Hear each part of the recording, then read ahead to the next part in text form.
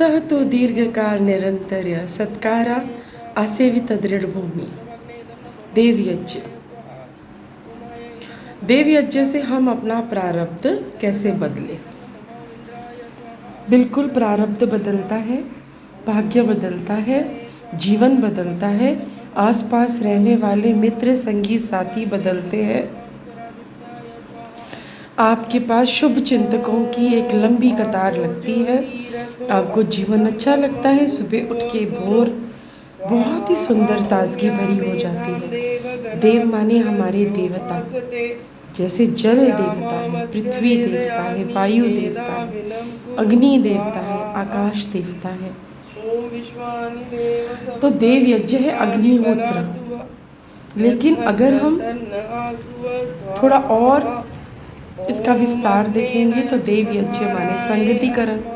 देवों का संगतिकरण, देवता जो हमेशा देने को उद्यत रहते हैं, जो हमेशा देते रहते हैं, उनको किसी से लेने की चाह नहीं होती। जल हमेशा देता है, सूर्य देता है, अग्नि देती है। तो ये देवता जो हमें दिखते हैं और हमारे जीवन के लिए बहुपयोगी है। जल के बिना जीवन है, अग्नि के बिना जीवन है। जठर अग्नि शरीर की चली गई तो शरीर का जीवन समाप्त हो गया। इसी तरह आकाश के बिना हमारा जीवन में सूर्य, चंद्रमा, तारे, जो औषधियाँ बनती हैं वो चंद्रमा की रोशनी में बनती हैं। और सूर्य सारा दिन रहकर हमें ऊष्मा और हमें ऊर्जा प्रदान करता है। जब भी आप कभी बीमार हो तो आप ये देखना, अग्निहोत्र में हम अग्नि को ईश्वर का मुख मानते हैं। ईश्वर के मुख में देवताओं का आवाहन करते हैं और एक एक उनको आहुतियाँ देते हैं। सबसे पहले हम जल से प्रार्थना करते हैं, हम ईश्वर से प्रार्थना करते हैं, ओम अमृतोपस्तरणमसि स्वाहा। हे ईश्वर, हमें जल रूपी अमृत का ओढ़ना दे। ओ अमृता पिधानमसि स्वाहा। हे ईश्वर, हमें जल रूपी अमृत का बिछोना दे। ओम अमृता पिधानमसि स्वाहा। ओम सत्यम यश श्रीर्मयि श्री श्रेयताम स्वाहा। उस जल को पीकर हम श्री को धारण करने वाले बने, सत्य को धारण करने वाले बने, सबका आधार बने। जैसे वृक्ष आधार बनता है पक्षियों का, पशुओं का, फलों का, पत्तों का, टहनियों का, इसी तरह हम आधार बने अपने आसपास लोगों का, निर्बलों का, कमजोरों का, पशुओं का, पक्षियों का, सभी प्राणियों का हम ऋषि बने।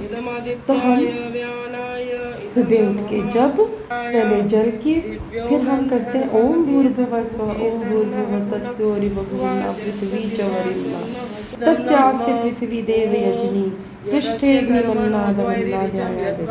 फिर अग्नि की प्रार्थना करते हैं, दीपक प्रज्वलित करते हैं, आज्ञा ध्यान करते हैं, अग्नि का आवाहन करते हैं, पृथ्वी में अग्नि जला के फिर हम अपना देव यज्ञ शुरू करते हैं और एक एक देवता को आहुति देते जाते हैं, समिधा दान करते हैं। समिधा क्या होती है? हमारी आत्मा, आत्मा की जो चैतन्यता है वही समिधा है। हम ईश्वर को कहते हैं, ईश्वर हमारी आत्मा के साथ सदैव आप, हमारी आत्मा आपके शरणागति में रहे, प्रभु आपकी आज्ञा में रहे। और इसके बाद हम सूर्य ज्योति, ज्योति सूर्य स्वाहा, हम सूर्य को, सूर्य देवता को अग्नि द्वारा हम आहुति देते हैं, घी की, माने हम उन्हें भोजन प्रदान कर रहे हैं। और इस तरह देव यज्ञ चलता है। सभी देवताओं को अग्नि ज्योति, ज्योतिरग्नि स्वाहा, अग्नि को और ज्योति को, अग्नि की ज्योति को, वो हमारे देवता हैं। और ईश्वर जो अग्नि, ईश्वर रूपी मुख है, उसके अंदर हम देवता को आहुति देते हैं और देवता आहुति लेते भी हैं।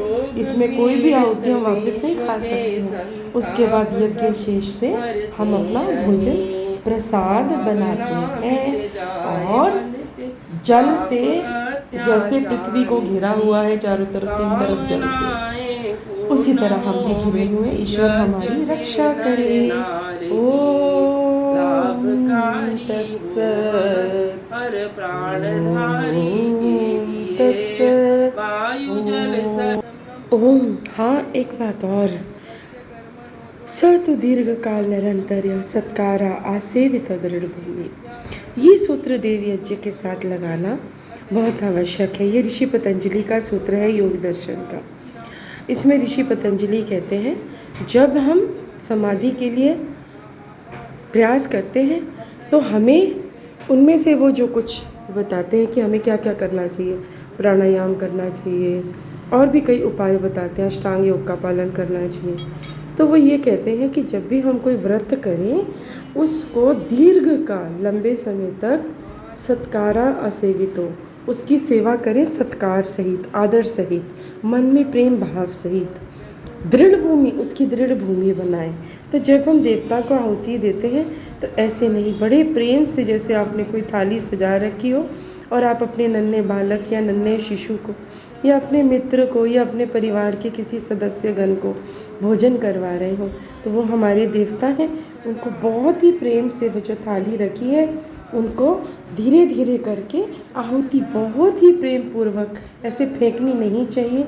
अनामिका उंगली, अनामिका बीच की उंगली और अनामिका उंगली दोनों को जोड़कर और उनके साथ अंगूठा लगाकर इन दोनों के बीच में जो आहुति आती है वही आहुति आप देवताओं को प्रदान करें और सीधे हाथ से उनको आहुतियाँ दें और उनसे प्रार्थना करें मुझे स्वस्थ रखें, मुझे प्रसन्न रखें। फिर देवता प्रसन्न होकर आपको आशीर्वाद देते हैं। आप अपने जीवन में ये परिवर्तन देखेंगे। आप देखेंगे कि आपके साथ एक बहुत